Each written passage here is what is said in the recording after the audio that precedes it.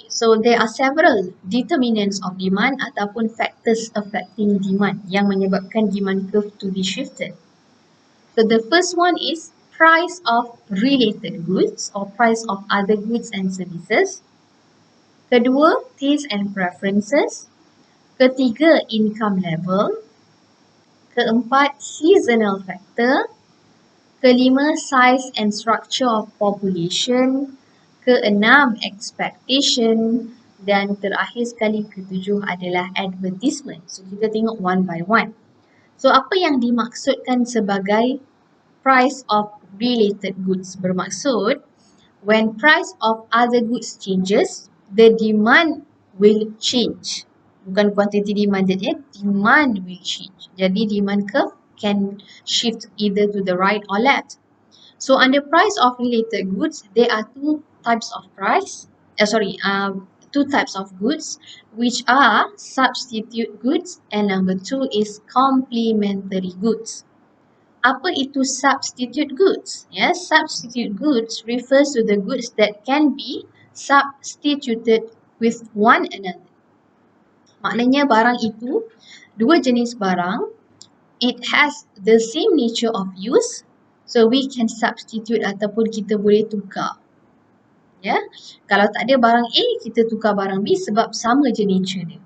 Contohnya adalah tea and coffee. Tak ada tea, kita beli coffee. Faham tak? We have other choices. And then Pepsi and Coke contohnya. Okay? Right. So contohnya kat sini, when the price of tea increases, the demand for coffee will increase. Kenapa harga teh meningkat, demand untuk coffee meningkat? When price of tea increases, people will buy less tea. Betul tak? Then dia akan cari substitute of tea which is coffee. So dia akan demand more coffee. Sebab tu when price of tea increases, the demand for coffee will increase. Therefore, the demand curve for coffee will shift to the right. To the right.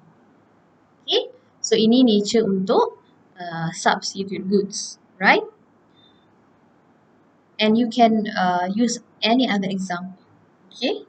And vice versa lah. Maksudnya kalau the other way around, kita akan dapat for example, when the price of tea decreases, the demand for coffee will decrease. So the demand curve for coffee will shift to the left.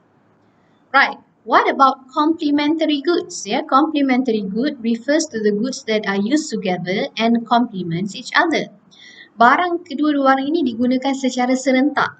Dia tak boleh digunakan. Satu barang ni tak boleh digunakan tanpa barang satu lagi. Ya, kita panggil complementary lah. For example, paling mudah car and petrol, pen and ink, ya. Okay, contohnya when the price of petrol increases, ataupun kita kata car lah when the price of car increases, the demand for petrol will decrease. Harga kereta meningkat, demand untuk petrol akan menurun. Kenapa? Sebab when price of car increases, people will demand less car. Bila demand less car, dia akan demand less petrol. Macam tu. Ya. Jadi kita kata substitute goods ini, price of one good dan demand of the other good are positively related. Untuk complementary good, price of one good dan demand of the other good is negatively related. So nak faham, nak tahu, nak ingat, awak just ingat berserta contoh. Ya, senang untuk ingat. Okay. Faktor yang kedua adalah taste and preference. Ya. So when taste increases, of course, the demand for that kind of good pun increases. Contohnya nowadays orang suka beli barang kosmetik online. So demand for because of the taste of the and preference of the consumer increases for cosmetic product, then the demand for cosmetic product will increases and vice versa. The demand curve will shift. Okay, seterusnya faktor yang ketiga adalah income level, right? Okay, income level ini biasanya kita kata when income increases, demand mesti increase. Selalunya macam tu. Kalau kita sebut secara general, yes. Tapi kalau kita go in specific, kita tak boleh kata not necessarily macam tu lah. Sebab apa? Kita ada dua jenis barang under this factor. Kita ada barang normal dan abnormal. Under normal goods ini, kita ada normal good ataupun kita panggil sebagai normal kita panggil normal lah and satu lagi luxury. Untuk abnormal goods ini adalah barang inferior. Okay, so sekiranya barang itu adalah barang normal dan luxury, when income increases, demand of this normal and luxury good will increase. Betul tak? Contohnya normal good ni apa? Normal good ni macam tudung, macam baju, macam kereta, handphone. That is normal and luxury goods. So when income increases, of course kita nak beli baju baru, of course kita nak beli kereta baru ke, handphone baru ke, betul? Yes, when income increase, demand for normal and luxury goods pun akan increase and vice versa. Income decrease, demand pun decrease.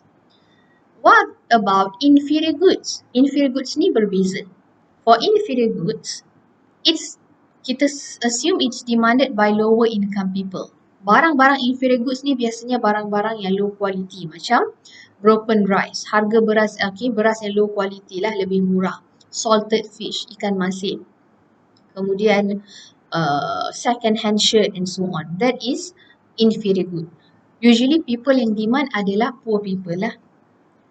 Okay, now if the income of these poor people increases, what about the demand for inferior good? So bila pendapatan orang miskin ini meningkat, of course dia tak akan beli inferior good yang low quality, betul tak? Dia akan beli normal good. Jadi when income for poor people increases, atau when income increases, demand for inferior good will decrease. Nampak tak negative related between income dan inferior good? Yeah, right? So when income pula decreases, demand for inferior good akan increase. So itu adalah factor income. Factor seterusnya adalah seasonal factor lah ya. During certain certain season, demand for particular goods and services will increase. Contohnya during hari raya, demand for kuih raya, demand for baju raya kan, demand for meat, chicken will increase. Yeah. And then during Chinese New Year, demand for oranges will increase and vice versa. Okay. Kemudian kita ada population. Ya, of course when population increase, demand increase. Bila ramai orang di dalam sesebuah negara, demand pun akan meningkat. Kurang orang, kuranglah demand. Kita juga tengok kepada structure of population. Kadang-kadang dalam sesebuah negara itu tak semestinya dia sama banyak age group. Ada yang lebih beramai baby daripada orang tua. Yeah, so when there are more babies, the demand for toys will be more compared to medicine contohnya.